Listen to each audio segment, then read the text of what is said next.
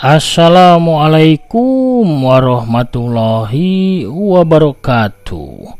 Sampurasun para mancomania, salam dunya waria balad aki sadaya. Tebang dangudenya sareng aki di acara nu maneuh nya dongeng Sunda di nararaga nyarengan sahur para mitra kaum dangu. Dina sasi Ramadan ieu dongeng aki di pedarna wengi nya anu biasa nama pasi siang, tabuh hiji, tabuh dua, atau napi tabuh tilu. Aya nama di pedarna wengi, kumargi siangna kita tiasa seur cumariosnya. Da ieu mah sanes rekaman lami di radio, tapi secara langsung aki ngarekam paling geser-gesernya tina uploadan deh sajam gitunya. Direkam tabuh 11, diudarakeun tabuh 12 atau napi tabuh hiji, tabuh 2 gitu, geser-geser sajam lah dina rekaman. Janten hari siang mah rada peura nyariosna oge marginya nuju saum kan akina nya. Saurna cenah ulah seur nyarios. Gitu pemirsa. Hanaang deui pan panas siang mah. Pamirsa sadayana urang ngeureuyeuh deui neraskeun hanca anu katunda dina jejer lalakon Jawara Gunung Salak bagian anu ka-11. Ieu dongeng rekan aki nyalira oge didongengkeun ku aki, mugi-mugi katampi kalian kabingahan. Tiasa janten panglipur kalbu pangubrah kana manah pangrepeh kana hate panganteur kanu nuju sasayogian saurnya. Mangga pamirsa sadayana anu dacan subscribe atau napi anu nembian manco mangga ulah asa-asa kantun di subscribe we di toel tombol loncengna supados aya notifikasi upami akin raskeun hanca dongeng. Hatur nuhun ka sadayana nu parantos subscribe, like, komen, oge nge-share dongeng-dongeng aki. Mugi-mugi pada mancower di mana wae ayana di sakuliah jagat alam dunya ieu tetap di paparinan kesehatan lahirna sinareng batina, dijembarkeun manahna, dikanalkeun imana, dilancarkeun rizkina, oge ditebihkeun tina balaina. Amin ya robbal alamin. Amparkeun deui bisarwiti samak kabuitanana para samakna. Sor aya kolak candilna mangga kaparayun sadayana. Prung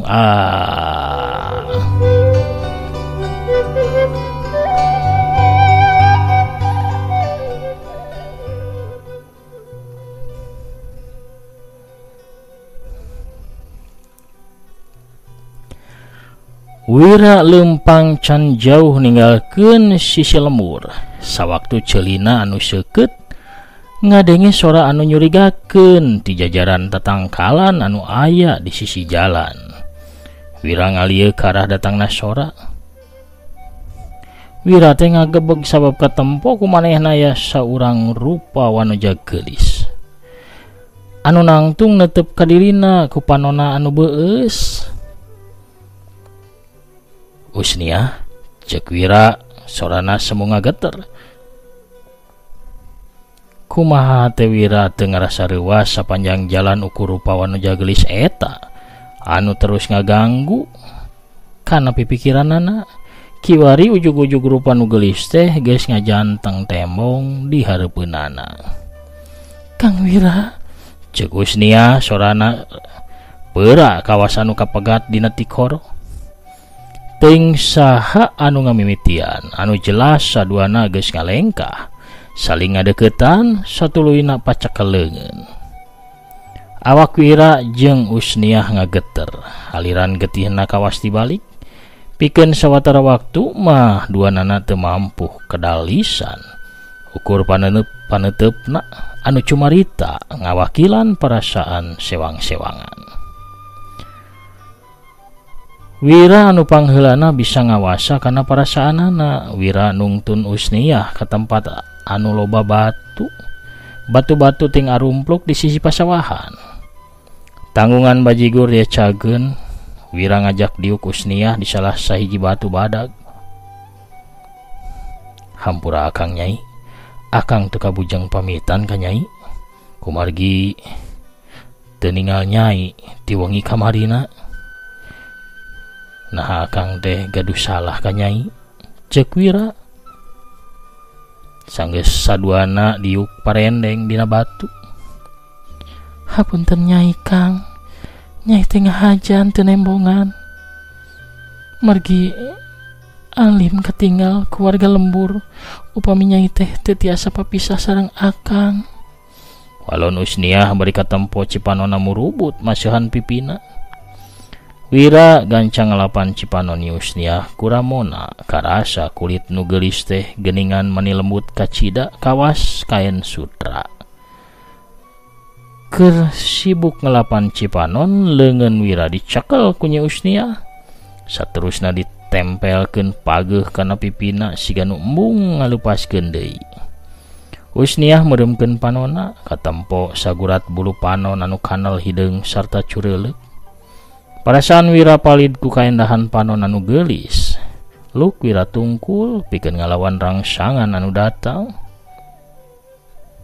Kunaon akang teh mani maksa angkat Kang?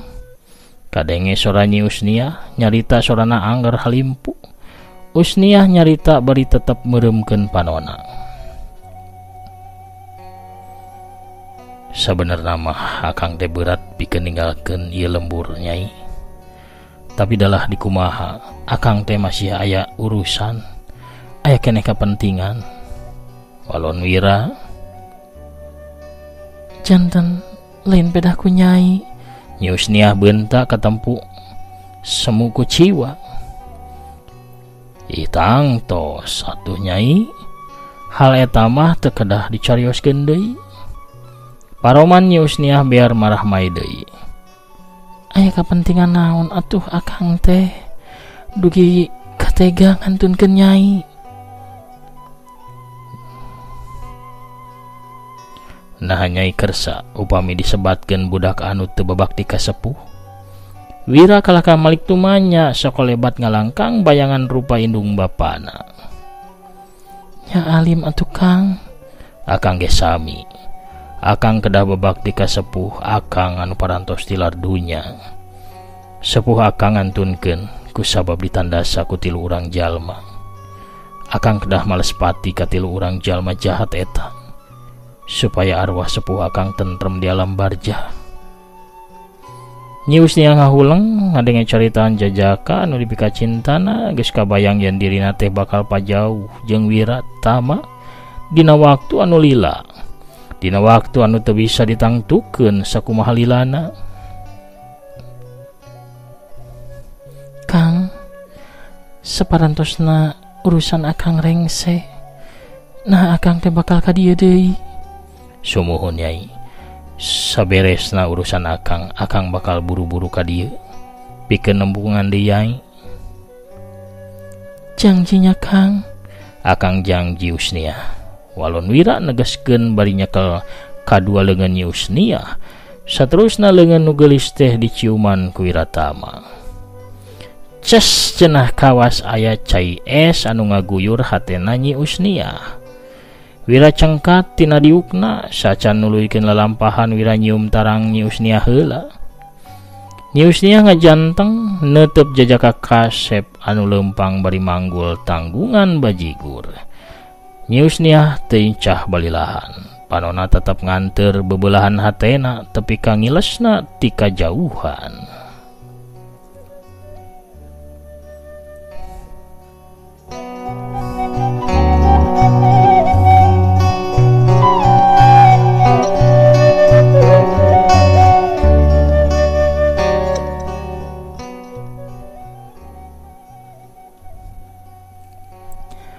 Pamiarsa sadayana anu mika memet kana dongeng Wiratama, urang teuneun heula lalampahan.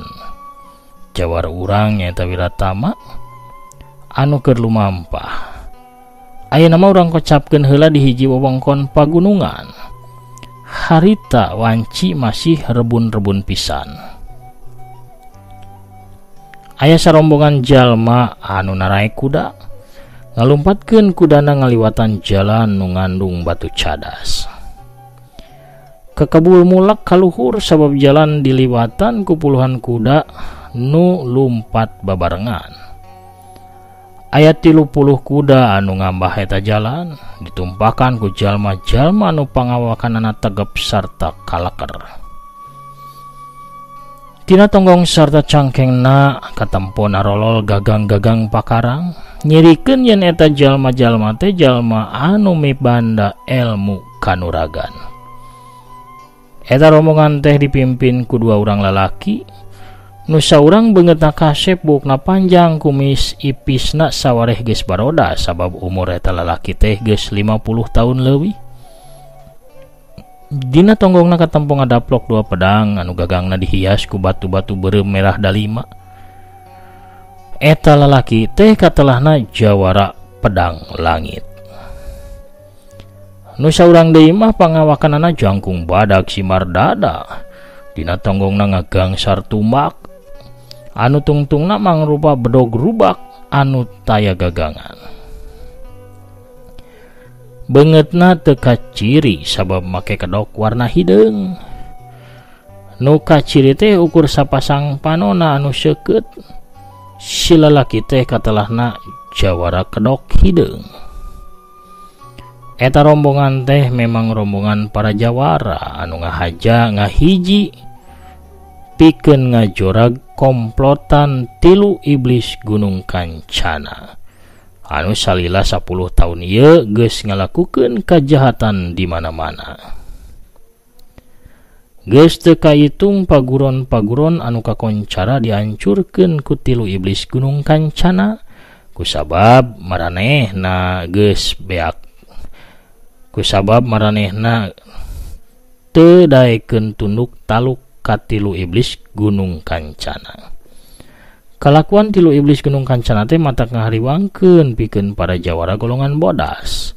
Nu antukna mah jawara pedang langit jeung jawara kedok hideung ngumpulkeun para jawara supaya ngahiji sabeungkeutan pikeun ngajorag tilu iblis Gunung Kancana.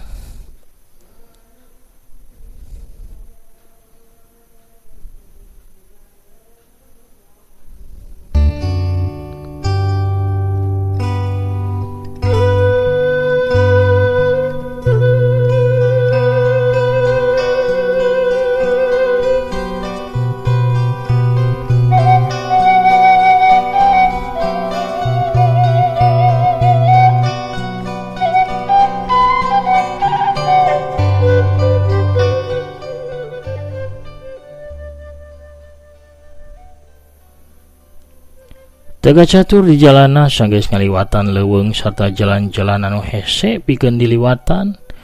30 urang jawara teh geus tepi ka suku Gunung Kancana. Sakabeh jawara jerat-jerut tarurun tina kudana sabab jalan nuju ka punclut Gunung Kancana teh geuningan hese pikeun diliwatan lamun bari tumpak kuda. Sakabeh jawara ngariung pikeun badami. Malamun urang ayeuna langsung lumampah naik ka punclut gunung pikeun langsung ngagempur sarangna si tilu iblis, ceuk jawara kedok hideung. Tapi ki kedok hideung urang teh ulah salogoto sabab ieu gunung teh aya dina kakawasaan musuh. Tangtuna musuh leuwih apal kana kaayaan di ieu wewengkon, cek jawara pedang langit. Naon si pedang langit jawara anu geus kaceluk kaun-aun kawentar ka jana pria sieun kitu pikeun ngagempur sarang tilu iblis Gunung Kancana secara langsung jeung terang-terangan. Lain kitu ki kedok, kuring mah ukur nyarita urang kudu hati-hati sabab musuh leuwih apal kana ieu patempatan. Sahanunya batur mah geus apaleun lamun urang geus aya di dieu sarta geus siap-siap. Lamun maranehna wani meureun nungguan urang datang, tapi mun sieun meureun geus malabur liwat jalan sejen. Benar caritaan ke pedang langit teh. Lamun urang salogoto usaha urang teh moal mawa hasil, sabab musuh bisa bae geus malabur atawa geus siap-siap pikeun narajang ka urang. Cek saurang aki-aki anu buukna geus cawut-wut bodas. Papakeanna make jubah warna bulao. Lamun kitu halusna urang kudu kumaha Uyut leuwih liang? Cek Jawara Kedok Hideung. Nyaritana rada leuleuy sabab anu bieu nyarita teh saurang jawara sepuh anu katelahna Uyut leuwih liang. Katelah kitu ku sabab si aki-aki teh jawara kolot ti wewengkon leuwih liang.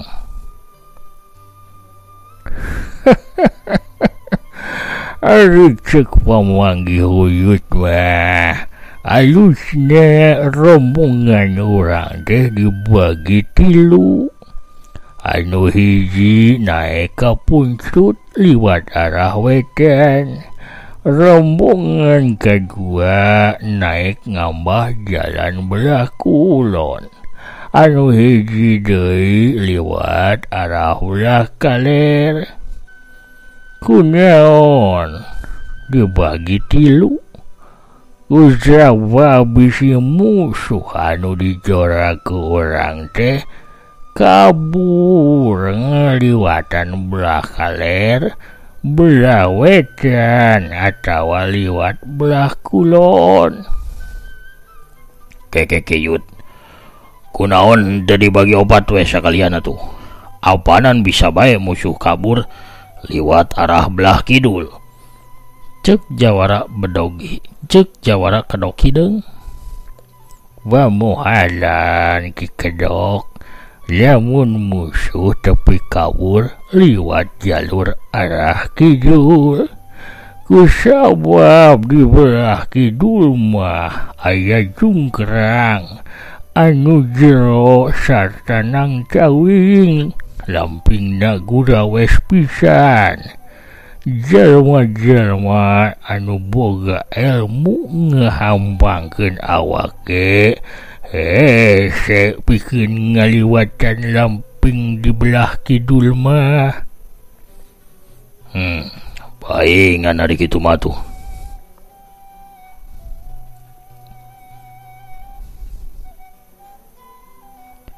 Kuring satuju kana kamanangna Uyut leuwih liang. Para sobat anu sejen, kumaha, satuju atawa henteu? Cek Jawara Pedang Langit. Atuh disambut reang ku nu sejena satuju cenah satuju. Jawara Kedok Hideung ge satuju kana pamanggihna Uyut leuwih liang. Ari geus sapuk kabehan kitu mah akhirna rombongan teh jadi dibagi 3. Rombongan kahiji dipimpin ku Jawara Pedang Langit naik ka puncrut Gunung Kancana ti arah belah wetan. Rombongan anu kadua dipimpin ku Jawara Kedok Hideung naik ka puncrut Gunung Kancanana liwat jalur belah kulon. Sedengkeun sesana anu 8 urang dipimpin ku Uyut leuwih liang muter naikna ka puncrut teh ngambah jalan belah kaler. Nu paling gancang tepi ka puncrut Gunung Kancana teh rombongan Jawara Pedang Langit, kusabab memang geus aya di belah wetan. Jadinya kari naik bae teu kudu ngurilingan heula gunung, cara 2 rombongan anu sejena.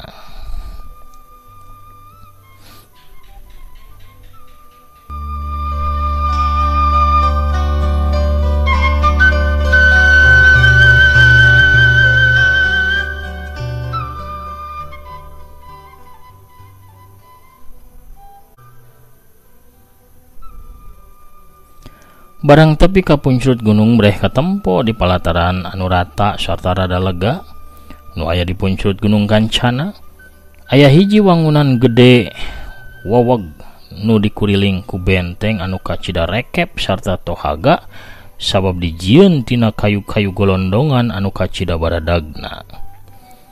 Jawara Pedang Langit langsung merentah ka sakabeh para jawara anggota rombonganana pikeun nyiaran batang kayu pikeun ngadobrak panto benteng.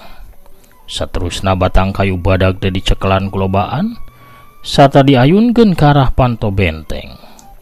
Menang 3 kali ngayunkeun, brak, panto benteng teh rujad baburantak. 10 jawara jeung jeleng arasup ka jero benteng. Di jero benteng teh aya pelataran lega di hareupeun hiji wangunan imah kayu anu badag. 10 jawara mencar sumebar nyaran musuh, tapi geuning kayan di jero benteng teh sepi. Teu tempo aya jalma saurang ge. Keur kitu ngadadak aya nu seueur nya kakak, tapi teuing ti mana arah sorana. Kumpul, dulur kumpul, ulah pa jauh, cek jawara pedang langit mere parentah ka anggota rombonganana. Maksud nama supaya dina dihurupna ku musuh bisa ngayonan ku cara ngalawan babarengan. Telila jelung-jeleng teuing ti mana datangna aya 10 jalma marake papakean singsarwa hideung anu langsung ningker ka 10 jawara rombongan jawara pedang langit. Kamana katua anjeun Sina keluar. Gancang supaya bisa gancang diberesan ku kami, cek jawara pedang langit.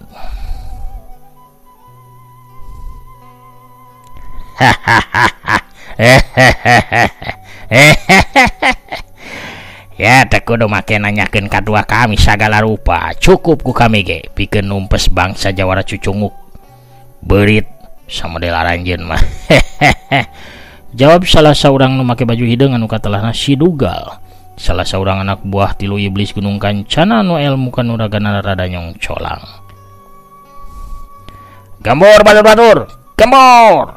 Kadenge Sidugal nyorowok mere parentah, atuh batur-baturna langsung jelung-jeleng narajang ka rombongan para jawara.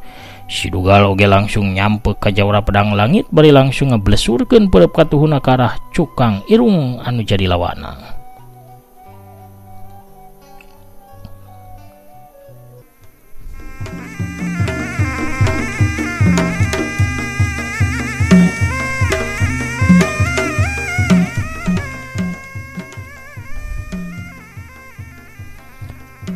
Jawara pedang langit narik sukuna ka kenca bari rada ngabiringkeun badana hiuk suplos tenggelan Sidugal poos ukur ngahanca angin.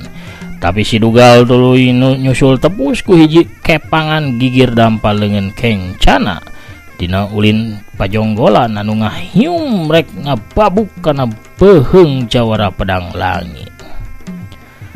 Ngan bae anu diarah teh lain jawara kamari sore, tapi jawara nu geus moyan, nu geus loba luang jeung pangalaman dina hal padungdung mah sakilat jawara pedang langit nyumputkeun sirahna ka handap dina gerakan keuyeub nyusup, saterusna disambung ku tenggelan kedat ngagunakeun ulin cimane buhun hiuk sewut pereup kenca jawara pedang langit ngadius ngarah kana hulu angeunna Sidugal. Sidugal anu geus eleh lengkah ukur bisa nakis serangan musuh ku leungeun kencana hiuk wudes jereg-jeg. Sidugal ngajereg-jeg awakna miring meh bae labuh lamun seug henteu gancang imbangan awakna. Sedengkeun jawara pedang langit ukur ngagigeg meusan. Tetela tanaga jero jawara pedang langit masih aya di saluhureuna Sidugal. Jawara pedang langit ayeuna mah miheulaan rajang ka Sidugal. Wangunan jurus Garuda ngapak dipetakeun awakna jawara pedang langit ngablesat ka luhur. Satuluyna necehkeun 2 sukuna sakaligus ka arah tak-tak jeung dada Sidugal. Sidugal anu kuda-kudana acan sampurna bener, satekah pola ngejat ka tukang pikeun nyingkahan serangan hebat ti musuhna. Tapi ukur bisa nyelametkeun tak-tak na sabab dada nama masih bisa kahanca ku tajongan jawara pedang langit. Hiuk jabrot, aduh, kalayang, kubrag, brak, Sidugal nangkarak bengkang. Dina kayan kitu curlat geceleng kalayang, clek aya saurang awewe tengah tuh di samping jangkung make kabaya beureum. Leungeun kencana ngelek boboko, sedangkan leungeun katuhuna nyekelan nyiru anu disuhun dina luhur sirahna. Heup. Keheula para jawara ieu. ulah waka dituluykeun gelutna. Deureun heula ieu ngeusi heula tanaga tah bari jajan awug ibi mah nyaraos nyamis pokona mah matak dedeyeun. Tah ieu mah urap jagong alias kukurau sok jarajan heula atuh 2 pincuk ewang mah meh tanaga jerona kuat ngalipet ganda. Pohara pamiarsa. Kabujeng Norojo ye Bisarwiti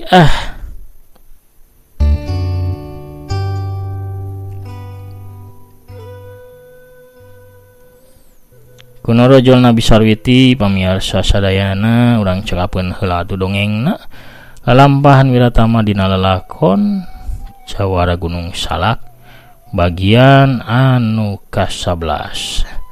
Cak urang teuneun heula dihandelem sieum gesan sampeureun urang tunda dihanjuang siang gesan alaeun urang sampeur deui di bagian anu ka-12 enjing wengi nya. Ayeuna mah sapertos biasa akina maosan heula pairan tos lebat aya saha wae urang bukaan heula. Aya Raihan Ciwidey hadir ki eta Bisarwijem ulah ngagoda we Wiratama kitu ki bisi dibere jurus awuk gugur gunung gitu. Aki muga sehat raski nya nuhun sami-sami Kang Raihan di Ciwidey.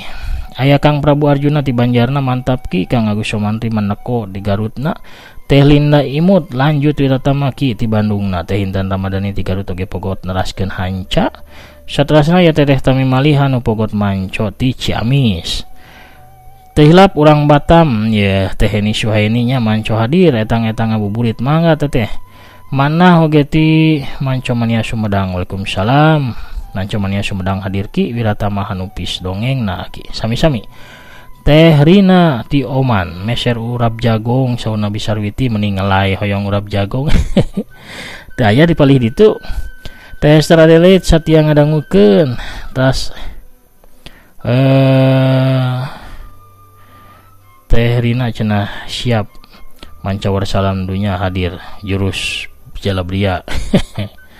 Kang Agus Wadiningrat aturan ki damang alhamdulillah medar deui carios Wiratama aki upami hoyong buku dongeng karangan aki buku cetakan mah parantos saep teh acan nyetak ulang aki teh sadaya buku ge margi cetakan lami nya upami palai aya nu PDF hiji 2 mah tiasa dikintun ke kana email cobi wae ngintun email ka kidagar3@gmail.com ke dibalas ku akinya bilih aya dongeng PDF kantun maos ke dikintunkeun anu palai diajar ngadongeng mangga kantun kontak-kontak we dina kidagar3@gmail.com nya pilih palai naskah tanapi naon mangga jeung aki mah bager pokona mah aki mah. Muji sorangan katanya. Kang Aep SPD sanaos tos didongengkeun ti payun tapi tetep rame aki dongeng Jawara Gunung Salak teh abdi tetep manco ti Bandunga. Hatur nuhun Kang Aep. Kang Dang Jamaluddin alhamdulillah masih aya dongeng di zaman modern lanjutkeun ki supados barudak milenial kenal kabudaya urang Sunda ulah kana gim hungkul salam hormat ki sumun. Kitu bah jalunya deuh puguh mah. Alhamdulillah ayeuna teh barudak tos mulai seueur anu arano anu ngiring nongkrong manco dina dongengnya. Teh Anita Farel calik dina jojodogna Mamahan Ri Maulana Karawang ya tetep hadir bari saur saurna. Terus aya teh Isyuliani ti jedahna hadir manco ngalanjut nu kapungkur teu dugi ketamat mohon. Keureuy hayeuna mah ku akinya. Hatur nuhun ki lanjutan Jawara Gunung Salakna kan saterasna diantos pisan lanjutan tasik hadir manco terus mantap. Kang Setia Budi Manco Mania tasik hadir ki sumuhun. Kang Jaya Sumpena ti Jakarta Timur ya teras manco rampes nuhun pidoana ti aki waluya dongeng Sunda waluya ki Sunda waluya. Teh Yulinda Belia ti Tasikmalaya hanupis Wiratama ki kusumun sami. Saterasna aya Kang Asep Suherman di Bekasi. Hatur nuhun aki waalaikumsalam rampes tos medar deui carios Jawara Gunung Salakna ti Manco Mania. Hatur nuhun ki sami-sami. Mugi aki aya dina kawiljangan sareng kawaluyaan amin amin ya rabbal alamin. Pamiarsa sadayana sakitu paheula pangintennya anu tiasa kapihatur. Panginten akina amit mungkur heulanya. Assalamualaikum warahmatullahi wabarakatuh. Permios caga hanca.